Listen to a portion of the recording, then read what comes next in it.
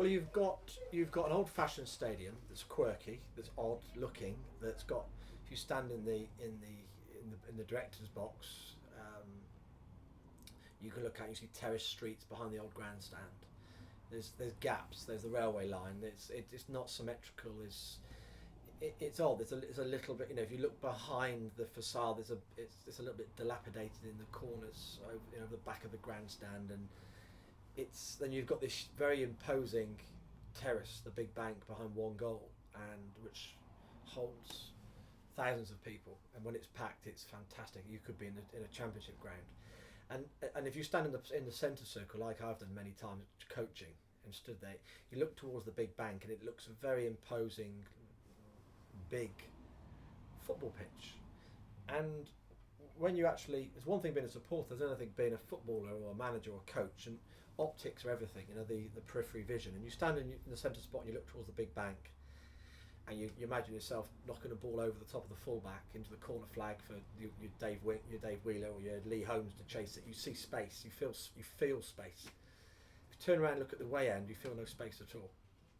So you just can't imagine chipping a ball over the back full, because there's no space, because you've got a row of houses, then you've got the odd tree, then you've got some fence, then you've got corrugated iron, then you've got a white fence, then you've got a barrier, then you've got some advertising boards, then you've got the goal, and it confuses the eyes. It's a very odd stadium to play in. So playing towards the away end, the optics are completely different than facing the big bank, and the players play in different way. No matter what you would tell yourself practically, if it looks different.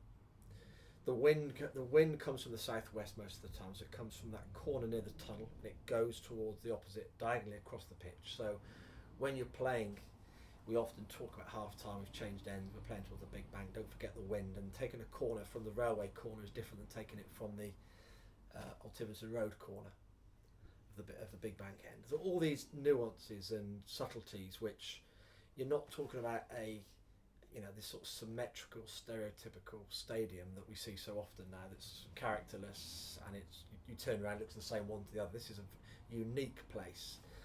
The grandstand has had 100 plus years of people in and out of it, and it's odd and it's quirky, and it's not fit for purpose anymore in the modern game, but we love it, and it's a bit damp in the places, and you come in every now and then, and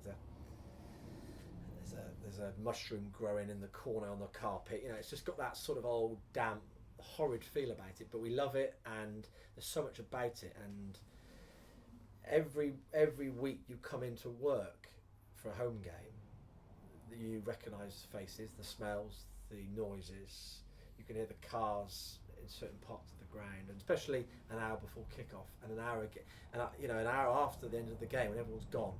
The game's just gone. You can still sort of feel the hubbub of the day, but it's died down. The number of times I've had my food and I've had a cup of coffee at the end of a Tuesday night game, and it's now 11 o'clock at night. Everyone's gone, and the floodlights go out, and I just sit there, and you can just. And I go out onto the seats, and I just sit there and have a deep breath, because my adrenaline's still sky high, and it's all gone quiet, and you hear the seagulls, and you know it's just gone, and then it all starts again for the next week. It's got its own sort of personality and energy, and it's hideous in some places. If you want to look at the away dressing room and the sole toilet and the shower and the tiles, and it's not fit for purpose.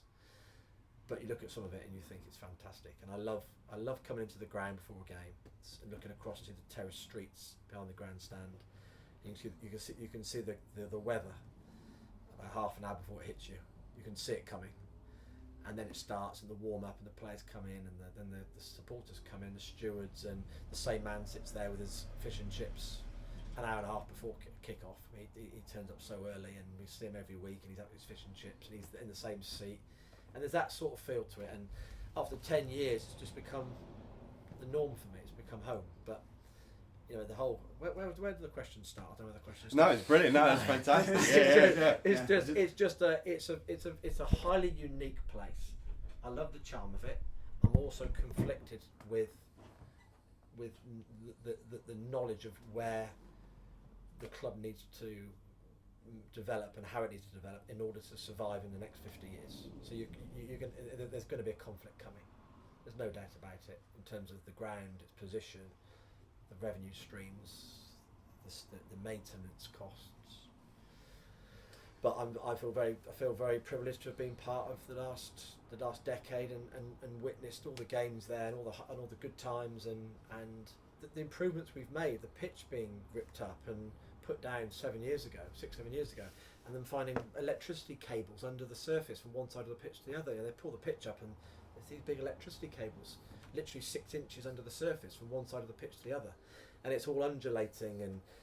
It's and then they dig up the goal mouth and there's about 4 foot deep of coal under the goal mouth where in the past they've soaked up water and mud with coal from the train line, and it's sort of 100-year of history there in that pitch. So it's wonderful to be part of all that, and I'm gonna if whatever happens going forward, I'll look back very fondly of my time at St James's Park.